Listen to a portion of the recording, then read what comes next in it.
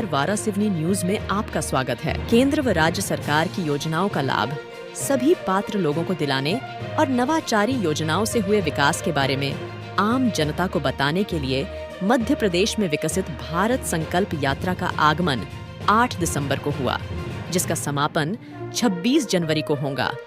यह यात्रा शहरी एवं ग्रामीण क्षेत्रों से गुजर रही है।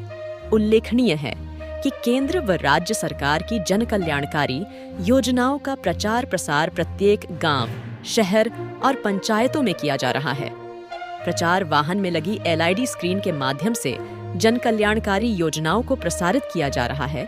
केंद्र एवं प्रदेश सरकार की जन कल्याणकारी योजनाओं को गांव के अंतिम छोर तक निवास करे रहे जन सामान्य को 100% लाभ पहुंचाना विकसित भारत संकल्प यात्रा का लक्ष्य है।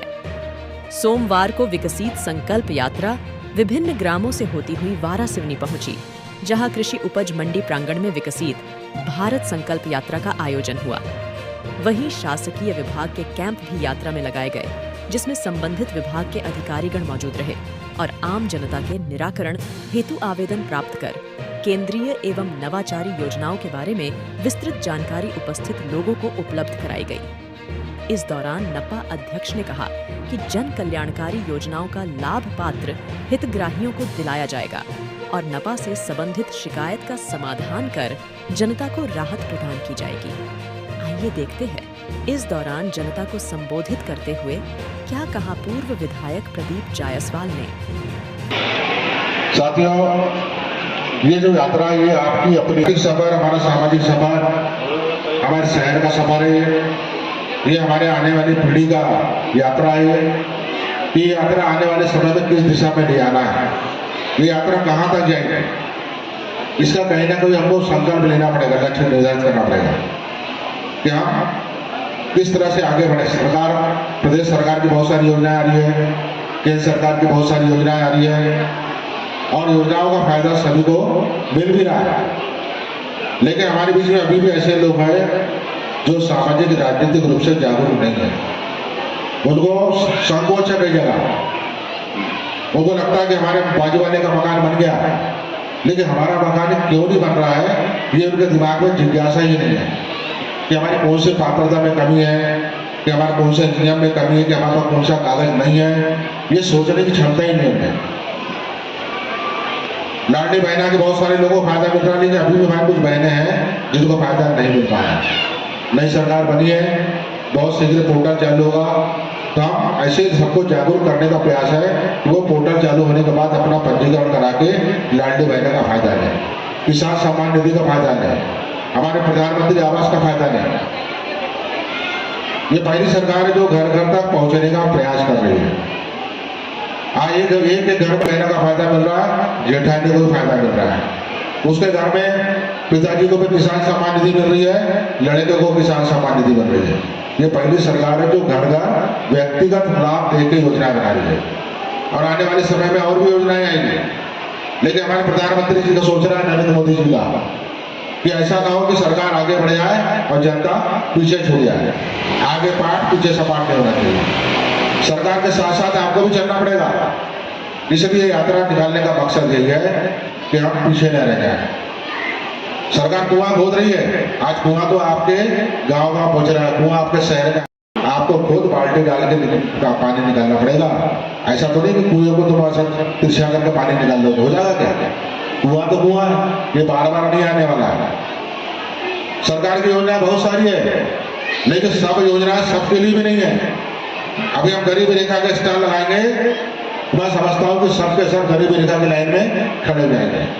जिसके 50 एकड़ खेती वो भी गरीबी रेखा की लाइन में खड़ा हो जाता है, जिसका 3 मंजिल का पक्का मकान है वो भी गरीबी रेखा की लाइन में खड़ा हो जाता है। ऐसी जागरूक भी हमारे, लेकिन उससे क्या होता है, सरकार का, हमारे अधिकारी कर्मचारियों का समय खराब होता है। आपको समझना पड़ेगा कि सब योजनाएं सबके लिए नहीं है। आपको खुद को सोचना है कि हमारे लिए कौन सा नियम है, हमारे लिए कौन सी योजना, सबके लिए अलग अलग है।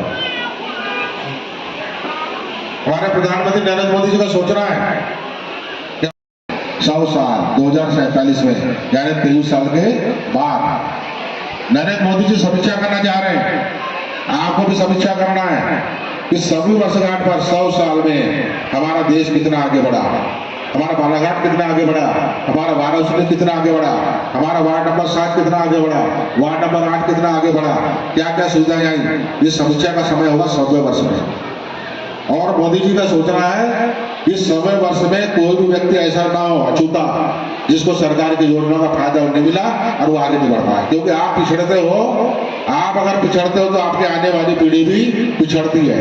ये चिंता नरेंद्र मोदी जी कर रहे हैं कि सभी वर्षगांठ पर प्रत्येक व्यक्ति, प्रत्येक महिला, चाहे कोई भी वार्ड में रहती हो, चाहे मजर टोले में रहते हो, तो पंचायत में रहते हो, सब आत्मनिर्भर होना चाहिए, सबका अपना पक्का मकान होना चाहिए, सबके खाते में पैसा होना चाहिए, सबके बेटे अच्छे स्कूल में पढ़ना चाहिए, अच्छा हॉस्पिटल में उसका इलाज होना चाहिए। ये व्यवस्था करने का उनका संकल्प है, इनका विजय नहीं है, लेकिन वो आपके बिना पूरा होगा क्या? आपके बिना पूरा नहीं हो सकता। इसलिए आज देखिए पूरे अधिकारी कर्मचारी यहाँ पर आए, योजनाएं हम बनाते हैं, संसद में बनाते हैं, विधानसभा बनाते हैं, लेकिन क्रियान्वयन योजनाओं को क्रियान्वयन कौन करता है? ये हमारे सामान्य अधिकारी कर्मचारी करते हैं। इसलिए आज इनको भी यहाँ लाया गया है ताकि इनकी भी जवाबदारी इनको भी समझ में आ जाए कि सरकारी योजनाओं का प्रत्येक व्यक्ति तक, प्रत्येक महिला तक, प्रत्येक बच्चे तक योजनाओं को लाभ पहुंचाने का जवाबदारी आपकी है। उनको जवाबदारी तय की जा रही है ताकि आने वाले सभी वर्षगांठ पर जो महोत्सव होगा, पहला महोत्सव तो हमारा 22 तारीख होने आ रहा है, जब राम मंदिर का उद्घाटन होने जा रहा है, भगवान राम का प्राण प्रतिष्ठा होने जा रही है। 500 साल के संघर्ष के बाद राम मंदिर में भगवान राम की प्राण प्रतिष्ठा हो रही, पूरे विश्व में इसका डंका बज रहा है, पूरे विश्व में। उस दिन भी पूरे देश में दिवाली मनाई जाएगी, त्योहार का दिन है वो। ऐसी हमारी आजादी की सभी वर्षगांठ मनाई जाएगी। तो वो नरेंद्र मोदी जी का सोचना है कि सभी वर्षगांठ अकेले दिल्ली में ना बनाई जाए, भोपाल में नहीं, बालाघाट में, वाराणसी में नहीं, हर वार्ड में, वार्ड नंबर 7, वार्ड नंबर 11, हर वार्ड में आजादी की सभी वर्षगांठ मनाई जाना चाहिए। और आजादी की सभी वर्षगांठ कब मनाई जाएगी? त्योहार। कोई भूखे पेट भजन करता है क्या? कोई भूखे पेट भजन नहीं करता। जब सब संपन्न रहेंगे, जिसको सबको सरकार पे गर्व होगा, अपने देश पे गर्व होगा, जिसको हर योजना का लाभ मिलना होगा, तभी तो वो सरकार पे गर्व करेगा, देश पे गर्व करेगा, तभी वो सभी वर्षगांठ पर पटाखे फोड़ेगा, त्योहार मनाएगा। ये हर वार्ड, हर ग्राम पंचायत के हर मजरे टोले पर होना चाहिए। इसलिए ये प्रयास हो रहा है कि सरकारी योजनाओं का फायदा जल्दी से जल्दी सबको मिल जाए। आप गर्व करते हैं कि वाराणसी में कितना चमक गया भाई। आपका घर ढूंढना पड़ता है कि वार्ड नंबर 7 में राम भाई का मकान किधर गया, क्योंकि वहां इतनी सड़क बन गई, लाइट बन गया कि मकान ही दब गया। लोग ढूंढ रहे मकान कहाँ है, शहर का नक्शा बदल गया, जनता को, जिले के बाहर के लोगों को विकास दिख रहा। मध्य प्रदेश में नाम चल रहा वाराणसी का, लेकिन दिया तले अंधेरा रह गया। बताइए इसका जवाबदार कौन है? बताइए ये जो विकास की कड़ी टूटी है, इसकी जवाबदारी किसकी रही? बताओ। हम क्या देख के वोट करते? बताइए क्या देख के वोट करते हैं? विकास होना चाहिए। आप सरकार को वोट करते हो, नेता को वोट करते हो, काहे नहीं करते हो? अपने काम के लिए करते हो ना, कि हमारे घर का विकास हो, समाज में हमारा नाम चले, वाराणसी का नाम चले। आपके मेहमान आते हो तो कितना बोलते हैं शहर में? आपके यहाँ कोई लड़की देखने जाओ, भाव नहीं देता वाराणसी में, बुला रहे वो तो पिछड़ा हुआ क्षेत्र है, गाँव है। आप ऐसा बोलते हैं क्या? अब तो लड़की भी खुश है, लड़की के ससुराल वाले आते हुए बड़ा खुश, अपनी लड़की बड़ी अच्छी जाती है वाराणसी, क्या चमकता है वाराणसी, देखो बड़ा शहर, क्या नहीं वाराणसी भैया? कौन सा व्यापार नहीं होता भैया? कौन सी चौपाटी नहीं चल रही वाराणसी में? बताओ क्या नहीं चल रहा है? गार्डन देखो आप, क्या आप घुमाने बालाघाट जाने की जरूरत नहीं है। अब तो होटल भी खुल गई वाराणसी में, गार्डन मिल गया, हमारे मेहमानों को बालाघाट ले आने की जरूरत नहीं, वाराणसी में सब काम हो जाता है। और क्या चाहिए बताओ? तो ये कहीं ना कहीं हमारी ताली बजाने, ताली जैसा बताया मैंने, ताली दोनों हाथ से बजती है, इसमें कहीं ना कहीं कमी हुई है। और इससे हमारी जो सरकार है, सरकार को भी झटका लगा, हमारे मुख्यमंत्री को झटका लगा इस बात के लिए कि वाराणसी में इतना करने के बाद, इतना पैसा देने के बाद वाराणसी का रिजल्ट ऐसा है। हमारे शिवराज मामा जी को बहुत दुख हुआ कि वाराणसी में इतना पैसा दिया गुड्डा जायसवाल के कहने पर, क्या क्या नहीं हुआ, कौन सा काम नहीं होता। उसके बाद रिजल्ट आया तो उनके ऊपर बड़ा झटका लगा। लेकिन बात कहने की है, इससे सरकार हमारे हाथ में है, हमारे सभी यहाँ नेतागण भी उपस्थित है। हमारा प्रयास रहेगा कि विपरीत परिस्थिति के बाद भी हमारा विकास रुके ना, विकास की गति रुके ना, इस बात का प्रयास फिर भी किया जाएगा। लेकिन कहीं ना कहीं जब समीक्षा हो रही है, सारे विभागों की समीक्षा हो रही है, तो हमने कहा कि राजनीतिक समीक्षा भी होना चाहिए। समीक्षा है, आत्ममंथन करने का समय है कि हमको वाराणसी को किस दिशा में बढ़ाना है, किसके साथ आगे बढ़ना है, किस गाड़ी में बैठना है, कौन सी गाड़ी कहाँ तक जाएगी। अच्छी गाड़ी देख के बैठोगे आप ना, ऐसी गाड़ी में तो नहीं बैठोगे कि बालाघाट निकले अब 12 में टायर बस्ट हो गया, ऐसी गाड़ी में बैठोगे क्या। ये हमको सोचना है कि हमको वाराणसी किस दिशा में आगे बढ़ाना है। आपको अपने आने वाली पीढ़ी का भविष्य किसको तय करना है, आने वाली पीढ़ी का भविष्य आप स्वयं को तय करना है। कौन व्यक्ति ऐसा है जो इस क्षेत्र को आगे बढ़ा सकता है, कौन सी गाड़ी खत का पता नहीं कहाँ कौन है, लावारिस का, ये समझो। अगर आप सबने मजबूती के साथ वोट दिया होता तो आज जैसे सरकार ऊपर चल रही, सरकार हमारी चलती है। आज वाराणसी में कौन सी कमी, चलो बताओ, इन 5 सालों में वाराणसी शहर की प्रगति किसको नहीं दिखी। पूरे जिले के लोगों के आंख अंधी आ गई है, पूरे जिले के लोगों की नजर वाराणसी के विकास पर। जबलपुर छिंदवाड़ा तक की चर्चा होती है वाराणसी के विकास की। आपने कुछ परिवर्तन देखा कि नहीं देखा, बताइए।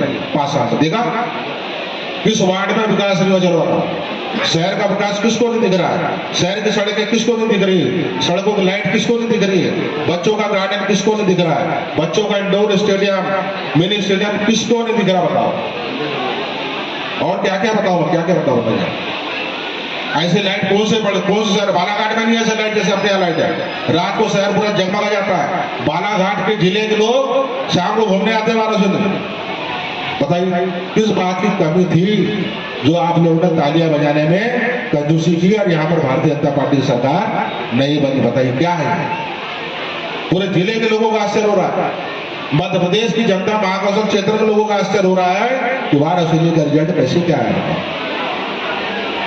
हालांकि हम चुनाव जीता हुआ चुनाव हारे हैं, लेकिन कहीं ना कहीं हमारे शहर की कमी रही।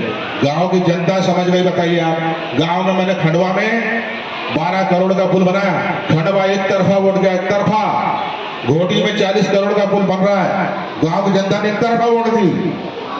बिल्डिंग में एक तरफा वोट, जहां पुल बनाया मैंने, जहां जहां बड़े बड़े काम, रामपाली, इधर उधर सब जगह गांव की जनता ने भरपूर एक तरफा वोट दिया, एक तरफा। लेकिन शहर के लोगों को विकास नहीं दिखा। बड़ा आश्चर्य की बात कि हम पिछड़ गए शहर में। तो ये किसकी चिंता है? चिंता मैं अपनी चिंता नहीं कर रहा हूं, चिंता आप लोग बैठे हैं। 10 साल के बाद आपके लड़के बच्चे यहाँ रहेंगे, चिंता आपको उनकी है। उनके लिए हम जो काम करना चाहते थे उस वो लय टूट गई, नहीं ना गया, टूट गई लय। हमारी चिंता क्या थी? आने वाले क्षेत्र के भविष्य के लिए इंडोर स्टेडियम कौन खेलने जा रहा है? जयराज जी खेलने जा रहे हैं इंडोर स्टेडियम में, कि हुड्डा जायसवाल खेलने जा रहा है। इतना बड़ा इंडोर स्टेडियम मध्य प्रदेश में 3रे नंबर का सबसे बड़ा इंडोर स्टेडियम, जहाँ सारे किस्म के खेल खेले जाते हैं, हर तरह के खेल। बताइए कौन खेलेगा? आपके लड़के बच्चे खेलते हैं, लेकिन वो विकास में नहीं दिखा।